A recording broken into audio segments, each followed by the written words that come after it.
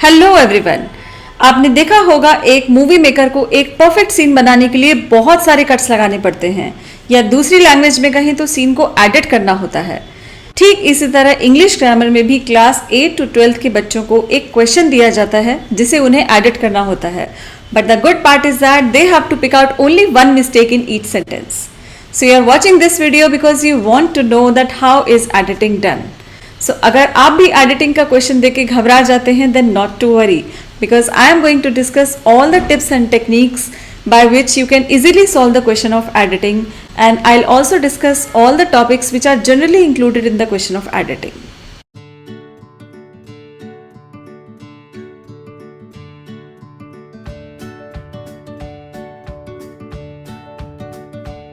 तो इस तरह का क्वेश्चन आपको एडिटिंग के लिए पूछा जाता है and you have to pick out only one mistake in each sentence. सभी sentences में एक ही mistake को आपको replace करना है. So the first step is to read the paragraph properly. Every man in this world wish to live long and nobody wants to grow old.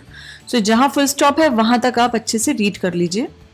आप चाहें तो pause करके एक बार वीडियो को edit करके देख सकते हैं before you check your answer here. So every man in this world wish to live long में wish को replace करके आ जाएगा wishes, क्योंकि subject verb agreement के according everybody, everyone, anybody, anyone या जितने भी words हैं जो किसी एक person को denote करते हैं उसमें singular verb का use होता है।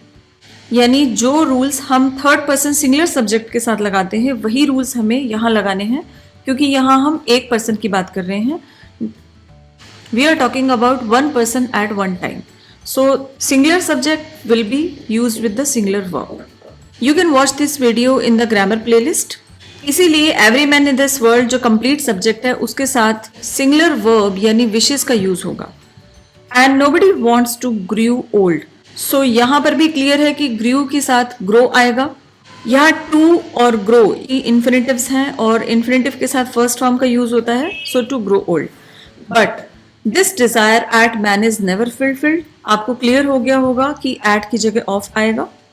Growing old is an process which begins with birth itself and continue throughout the life.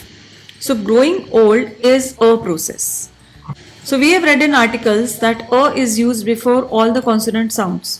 So process is a word which is beginning with a consonant sound and before that a will come. Therefore a process. And continued through the life. यहाँ जो continued है इसमें ed का use किया हुआ है, इसका मतलब हम सेकेंड फॉर्म की बात कर रहे हैं.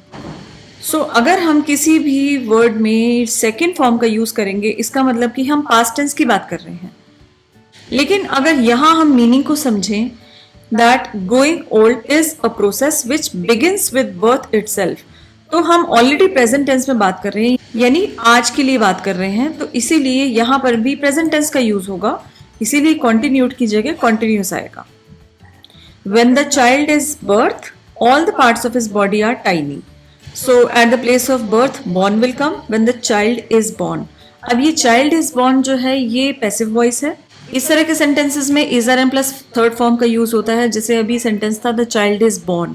सो अगर पैसिव वॉइस में हम सेंटेंस को फ्रेम करेंगे तो हेल्पिंग वर्ब और प्लस थर्ड फॉर्म इसका यूज करेंगे. इसीलिए ये एक पैसिव वॉइस है. When the child is born all the parts of his body are tiny. Now the next sentence all the biological processes continues with a fast speed. यहाँ पर भी अगर ऑल का यूज किया गया है तो कंटिन्यूस की जगह कंटिन्यू आएगा, क्योंकि all third person plural subject है. सो देखिए अभी एक्सरसाइज नंबर 1 को कंप्लीट करने से पहले ही आपको समझ आ गया होगा सभी चैप्टर्स को समझना कितना ज़रूरी है. चैप्टर्स में एक लिंक मेंटेन करना बहुत ज़रूरी है. इसीलिए आप मेरी प्लेलिस्ट में सभी चैप्टर बिगनिंग से वॉच कर सकते हैं और मेरी वेबसाइट पे प्रीमियम कोर्सेज हैं जिसमें आप सीक्वेंस से लर्निंग कर सकते हैं. इंग्लिश ग्रामर में 3 पर्सन है. First person is I, second person is you और थर्ड पर्सन आई या यू को छोड़कर जितने भी लोग हैं, जितने भी हमारे सामने चीज़ें हैं या किसी के भी बारे में बात करें वो थर्ड पर्सन की कैटेगरी में आता है. अगर वो 1 है तो सिंगुलर होगा, अगर ज़्यादा है तो वो प्लूरल होगा. सो बहुत सिंपल सी चीज़ है. All the people and things which are neither I nor you come in the category of third person. If it is 1 then singular, if it is more than 1 then it is plural. So as per the rule third person singular subjects के साथ हम ES का use करते हैं। जैसे आपने देखा होगा कि शी थर्ड पर्सन है, तो शी के साथ ईएस यानी सिंगुलर वर्ब आएगी, does, she is, she was, she has. और अगर हम यू की बात करें जो कि सेकंड पर्सन प्लूरल है, तो उसके साथ डू, आर, वर, हैव यानी सभी प्लूरल फॉर्म्स। सो सिर्फ इस कैटेगरी के सब्जेक्ट के साथ हम सिंगुलर वर्ब का यूज करते हैं। इसीलिए अगर हम कहेंगे कि ऑल द बायोलॉजिकल प्रोसेस, तो हम थर्ड पर्सन प्लूरल सब्जेक्ट की बात कर रहे हैं, इसीलिए कंटिन्यू। एस कहाँ लगेगा? जब आप थर्ड पर्सन सिंगुलर सब्जेक्ट की बात करेंगे। With a fast speed gradually we become old, तो यहाँ पर विद की जगह एट आएगा, क्योंकि विद होता है साथ, लेकिन एट का यूज होता है चीजों को पॉइंट आउट करने के लिए या एक छोटी प्लेस को रिप्रेजेंट करने के लिए हम एट का यूज करते हैं। So this was exercise number 1 and now let's begin to the exercise number 2. Anika and Renu was walking along the seaside when they saw a boy crying out for help. Anika and Renu, they are two people. So as per two people, we use were in place of was because they are two. So अगर subject plural है तो उसमें plural verb का ही use होगा। जैसे इसमें जितने भी ब्लू कलर के हाईलाइटेड वर्ड्स हैं ये सभी सिंगुलर के साथ यूज होते हैं, और जितने ब्लैक में हैं यानी जो एस से एंड नहीं होते वो सब प्लूरल के साथ यूज होंगे। Anika and Renu were walking along the seasides when they saw a boy crying out for help. हमें यहाँ क्लियर हो गया कि सी साइड्स की जगह आएगा सी साइड, क्योंकि एक सी साइड है, not more than one. They rushed toward her and called more people to help. So अगर बॉय की बात हो रही है तो हर प्रोनाउन की जगह यूज होगा him. A boy was drowning and he was struggled against a forceful tide.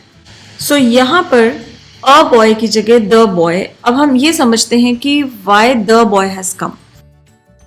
So the का यूज आप तब करते हैं जब आप किसी नाउन को ऑलरेडी इंट्रोड्यूस कर चुके हैं। जैसे अगर हम दो एग्जांपल्स को समझे, I have a rose plant in my garden, the plant has many roses. यहाँ पर मैं फर्स्ट टाइम इंट्रोड्यूस कर रही हूँ रोज प्लांट को, लेकिन यहाँ मैं उसी रोज प्लांट की दोबारा बात कर रही हूँ, इसीलिए मैंने द का यूज किया। There was a man at my gate, the man was hungry. So first time if I am introducing, I will use a. If I am talking about that man second time, then I will use the. इसीलिए जब हम एक बार पहले इसकी बात कर चुके हैं, जैसे कि इस सेंटेंस में हमने देखा they saw a boy, तो a का यूज किया, लेकिन जब आप उस बॉय की दोबारा बात कर रहे हैं तो आप यूज करेंगे the, क्योंकि अब आप उसको ऑलरेडी इंट्रोड्यूस कर चुके हैं। सो ये बेसिक डिफरेंस होता है डेफिनेट और इनडेफिनेट आर्टिकल में। A boy was drowning and he was struggled against the forceful tide. यहाँ पर मिस्टेक है struggling. So he was struggling past continuous tense है, यानी जो एक्शन उस समय कभी हो रहा था उसके लिए हम यूज करते हैं past continuous tense. Was या verb plus ing. He was struggling against the forceful tide. वो forceful tide के against struggle कर रहा था. A brave man jumped in the sea and brought him out of the water. यहाँ एक preposition की mistake है, इन की जगह आएगा इनटू। अगर आपने प्रपोजिशन पार्ट 1 देख लिया है तो आपने ये भी देखा होगा कि इन, इनटू एंड इनसाइड्स में क्या डिफरेंस है। सो इनका यूज आप जनरल वे में करते हैं, लेकिन अगर किसी चीज में आप मूवमेंट को शो करते हैं, यानी किसी चीज में आपने देखा कि कोई चीज मूव कर रही है, जैसे the lady walked into the kitchen, तो हमें पता चल रहा है कि इस समय वो वॉक कर रही है। The police rushed into the building, so हमें पता चलता है कि उस समय वो रश कर रही है, यानी देयर इज अ मूवमेंट। अगर हम कहें the police is in the building तो वहां कोई मूवमेंट शो नहीं होता, और अगर कहेंगे the police rushed into the building तो यहाँ पर पता चल रहा है कि कोई मूवमेंट है। तो मूवमेंट शो करने के लिए हम इनटू का यूज करते हैं, इसीलिए इन की जगह आएगा इनटू।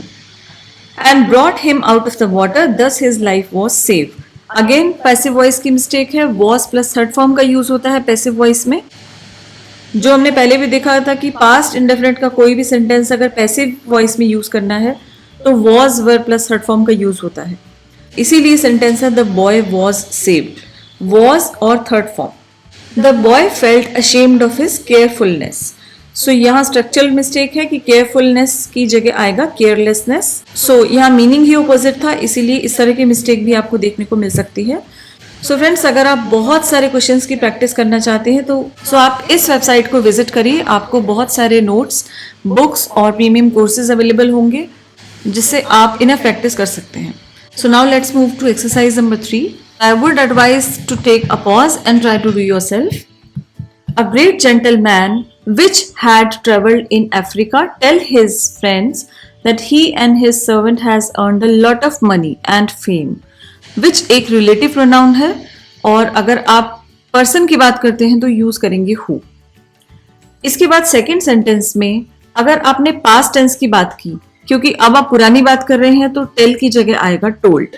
सो पास्ट टेंस में जब हम पुरानी बात करते हैं, पास्ट की बात करते हैं, then we use second form of verb told. In the third sentence he and his servant has earned a lot of money. So देखिए फिर से आप पास्ट टेंस की बात कर रहे हैं, सो यहां आपको यूज करना चाहिए पास्ट परफेक्ट टेंस, क्योंकि पास्ट परफेक्ट टेंस में आप यूज करते हैं हैड प्लस थर्ड फॉर्म. सो अगर आपने हैज प्लस थर्ड फॉर्म का यूज किया है, इसका मतलब आप प्रेजेंट की बात कर रहे हैं. अगर आपको पास्ट की बात करनी है तो आप यूज करेंगे हैड प्लस थर्ड फॉर्म.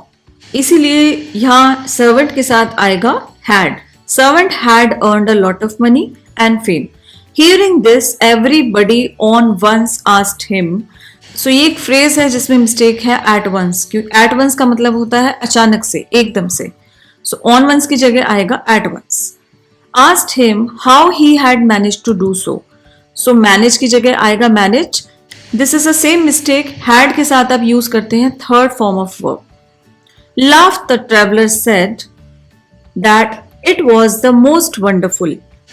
अगर हम past की बात कर रहे हैं, then we have to use all the verbs in past tense. If we are talking about past, then we have to use every verb in past tense. So laugh will be laughed. So at the place of laugh will come laughed.